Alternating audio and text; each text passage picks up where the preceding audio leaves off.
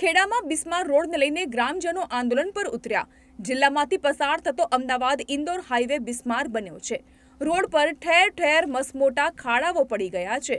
અંદાજિત 50 થી 60 કિલોમીટરનો રોડ એટલો બિસ્માર છે કે ત્યાં મોટો અકસ્માત સર્જાય તેવું જોખમ રહેલું છે।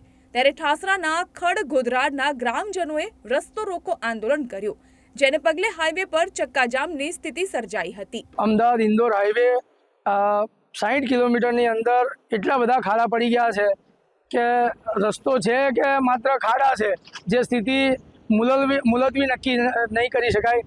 60 કિલોમીટરની અંદર 2 ટોલ નાકા આવેલા છે। 280 રૂપિયા જેટલો માતબર ટોલ વસૂલવામાં આવે છે, છતાં કોઈ પણ પ્રકારના ખાડાને રિપેર કરવામાં આવતા નથી। અહીંયાથી પસાર થતા ઇન્દોરના લોકો હોય, અમદાવાદના લોકો હોય કે આસપાસથી શહેરોને જોડતા લોકો હોય, એટલી બધી મુશ્કેલીનો સામનો કરવો પડે છે। રાતભર લોકોના ટાયરો ફૂટતા હોય છે, અકસ્માતો સર્જાતા હોય છે, ગાડીઓ પલટી મારતી હોય છે। અમદાવાદ ઇન્દોર હાઈવે ઉપર એક સામાન્ય વરસાદ થયો છે, ત્યાં આખા હાઈવે પર ખૂબ મોટા ખાડા પડી ગયા છે। એ ખાડાઓના કારણે કેટલાય લોકોના અકસ્માતો થયા છે, કેટલાય લોકોના ટાયરો ફૂટ્યા છે। રાહદારીઓ વારંવાર ખૂબ પરેશાન થાય છે। તેમ છતાં ટોલ ટેક્સવાળા અને હાઈવે ઓથોરિટીવાળા હજુ આજ દિન સુધી કોઈપણ પ્રકારની આવા રાહદારીઓને કોઈપણ સુવિધા આપી નથી। એટલા માટે અમે લોકોએ આજે હાઈવે ચક્કાજામ કર્યો છે।